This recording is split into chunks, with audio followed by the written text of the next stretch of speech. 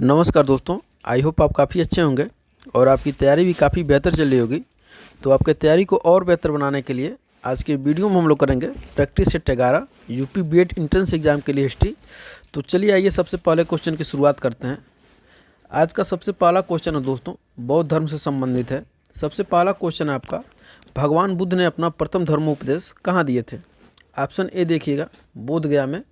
Option B Shravasti में। Option C Kushinagar में। और ऑप्शन डी ऋषिपत्तनम में। तो इस प्रश्न का राइट आंसर हो जाएगा दोस्तों, ऑप्शन नंबर डी यानी ऋषिपत्तनम। कभी कभी ऑप्शन में आपको सारनाथ मिलेगा, कभी कभी काशी मिलेगा, कभी कभी वाराणसी मिलेगा। तो इस ऑप्शन से घबराना नहीं है आपको। तो इस प्रश्न का राइट आंसर हो जाएगा दोस्तों ऑप्शन नंबर डी यानी ऋषिपत्तनम या सारनाथ। आगे बढ़ते हैं दोस्तों क्वेश्चन नंबर 2 की तरफ। क्वेश्चन नंबर 2 है आपका, 13वां शिलालेख संबंधित है।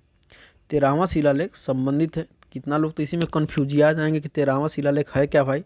तो अशोक का 13वां शिलालेख है, किससे संबंधित है? तो ऑप्शन ए देखिएगा, युद्ध से। ऑप्शन बी मूर्तियों से। ऑप्शन सी धर्म से। और ऑप्शन डी राज्य से। तो इस प्रश्न का राइट आंसर हो जाएगा दोस्तों ऑप्शन नंबर ए यानी 13वां शिलालेख युद्ध से संबंधित है। और अशोक ने जब कलिंग पर आक्रमण किया था तो उसका वर्णन वर्णन कहाँ मिलता है? तो 13वें शिलालेख में मिलता है। और इस प्रश्न को याद कैसे रखना है? तो इस प्रश्न को आप ऐसे याद रख सकते हैं, ये हुआ 13। तो इस 3 को क्या करिए आप, इस 3 को, ये जो एक दिख रहा है आपको, इस तरह से कर दीजिए। तो आपको देखने से दिखाई देगा क्या? तीर धनुष दिखाई देगा। और धनुष का प्रयोग कहाँ पे होता है? तो धनुष का प्रयोग युद्ध में होता है। इस तरह से आप याद रख सकते हैं। आगे बढ़ते हैं दोस्तों क्वेश्चन नंबर 3 की तरफ। काफ़ी महत्वपूर्ण है आपके लिए। नागानंद नाटक का लेखक कौन था? नागानंद नाटक का लेखक कौन था? ऑप्शन ए देखिएगा, अमोघ वर्ष। ऑप्शन बी भोज। ऑप्शन सी हर्ष। और ऑप्शन डी प्रवर्सन। तो इस प्रश्न का राइट आंसर हो जाएगा दोस्तों ऑप्शन नंबर सी यानी नागानंद नाटक का लेखक कौन था? तो हर्ष था। और हर्ष ने 3 नाटक लिखी थी। पहला तो नागानंद, दूसरा प्रियदर्शिका और तीसरा रत्नावली।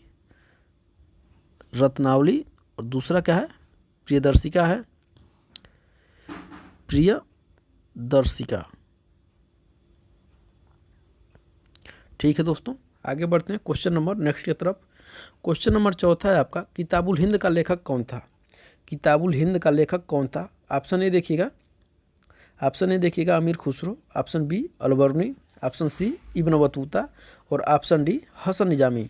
तो इस प्रश्न का राइट आंसर हो जाएगा दोस्तों ऑप्शन नंबर बी यानी अलबरूनी।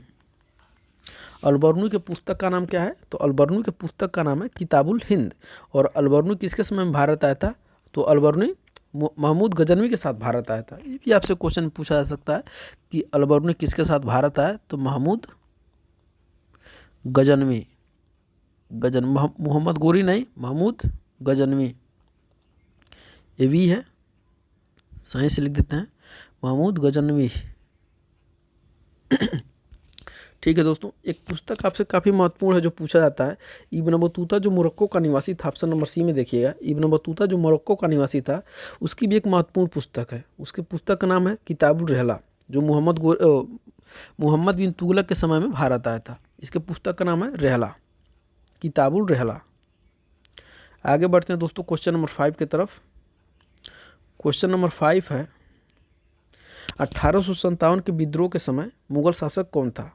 1857 के विद्रोह के समय मुगल शासक कौन था? ऑप्शन ए देखिएगा, Bahadur Shah Zafar. Option B Mohammad Shah Rangeela. Option C Jahandar Shah. और ऑप्शन डी शाह आलम द्वितीय। ऑप्शन डी है शाह आलम द्वितीय। तो इस प्रश्न का राइट आंसर हो जाएगा दोस्तों, बहादुर शाह जफर, यानी ऑप्शन नंबर ए बहादुर शाह। इसको द्वितीय भी कहते हैं और इसका बहादुर शाह जफर भी नाम है। तो 1857 का जब विद्रोह हुआ था तो उस समय मुगल शासक था। और 1872 में, जब 1857 का विद्रोह हुआ था तो उस समय इसको गिरफ्तार करके कहाँ भेज दिया गया? तो रंगून इसको भेज दिया गया। और 1872 में इसकी क्या हो गई थी? मृत्यु हो गई थी। उसके बाद से कोई शासक नहीं बना। क्वेश्चन नंबर नेक्स्ट देखिए, क्वेश्चन नंबर 6 है आपका, आज़ाद हिंद फौज का संगठन स्थापना कहाँ हुआ था? ऑप्शन ए देखिएगा Singapore, option B Burma, option C Thailand और ऑप्शन डी जापान। तो इसका राइट आंसर हो जाएगा दोस्तों ऑप्शन नंबर ए, यानी आज़ाद हिंद फौज का संगठन, आज़ाद हिंद फौज का संगठन स्थापना सिंगापुर में हुआ था। अगला देखिए क्वेश्चन नंबर 7 है आपका, महात्मा गांधी के राजनीतिक गुरु थे, महात्मा गांधी के राजनीतिक गुरु थे। ऑप्शन ए देखिएगा दोस्तों Gopal Krishna Gokhale, option B Madan Mohan Malaviya, option C Dadabhai Naoroji, option D Lala Lajpat Rai. तो इसका राइट आंसर हो जाएगा दोस्तों option number A, Gopal Krishna Gokhale Mahatma Gandhi के राजनीतिक गुरु थे। आगे बढ़ते हैं क्वेश्चन नंबर 8 की तरफ। क्वेश्चन नंबर 8 है आपका, 15 अगस्त 1947 को भारतीय राष्ट्रीय कांग्रेस का अध्यक्ष कौन था? 15 अगस्त 1947 को भारतीय राष्ट्रीय कांग्रेस का अध्यक्ष कौन था? एक बार तो आपसे इस तरह से क्वेश्चन पूछ लिया जाएगा 15 अगस्त 1947 को, और आपसे ऐसे भी क्वेश्चन पूछा जा सकता है कि जब भारत स्वतंत्र हुआ था उस समय, भारत जब स्वतंत्र हुआ था उस समय भारतीय राष्ट्रीय कांग्रेस का अध्यक्ष कौन था? इस तरह से क्वेश्चन पूछा जा सकता है आपसे। तो ऑप्शन ए देखिएगा जवाहरलाल नेहरू, ऑप्शन बी जेबी कृपलानी, ऑप्शन सी राजेंद्र प्रसाद और ऑप्शन डी अबुल कलाम आज़ाद। तो इस प्रश्न का राइट आंसर हो जाएगा दोस्तों ऑप्शन नंबर बी, यानी जेबी कृपलानी 15 अगस्त 1947 के समय भारतीय राष्ट्रीय कांग्रेस के अध्यक्ष थे। आगे बढ़ते हैं क्वेश्चन नंबर 9 की तरफ, काफ़ी महत्वपूर्ण है। गीता रास पुस्तक किसने लिखी? गीता रास पुस्तक किसने लिखी? ऑप्शन ए देखिएगा जीके गोखले, पूरा नाम हो जाएगा दोस्तों Gopal Krishna Gokhale. Option number B BG Tilak, पूरा नाम हो जाएगा Bal Gangadhar Tilak. Option number C MG Ranade, पूरा नाम हो जाएगा दोस्तों महादेव गोविंद रानाडे। और एमके गांधी को से आप परिचित होंगे। तो इस प्रश्न का राइट आंसर हो जाएगा दोस्तों ऑप्शन नंबर बी, यानी बाल गंगाधर तिलक गीता रस पुस्तक के लेखक थे। और बाल गंगाधर तिलक मांडले जेल में इस पुस्तक की रचना की थी। कहाँ पे? तो जब जेल में बंद थे मांडले जेल में, तो वहाँ पे इस पुस्तक की इन्होंने रचना की थी। ये भी आपसे क्वेश्चन पूछा जाता है कि बाल गंगाधर तिलक ने मांडले जेल में रहते हुए किस पुस्तक की रचना की? हालांकि इनके पुस्तक बहुत सारे हैं, लेकिन इसी पुस्तक के विषय में पूछा जाता है ज़्यादातर आपसे। अगला क्वेश्चन देखिए क्वेश्चन नंबर 10, काफ़ी महत्वपूर्ण होगा आपके लिए। किस घटना के बाद रविन्द्रनाथ टैगोर ने नाइटहुड की उपाधि त्याग दी थी?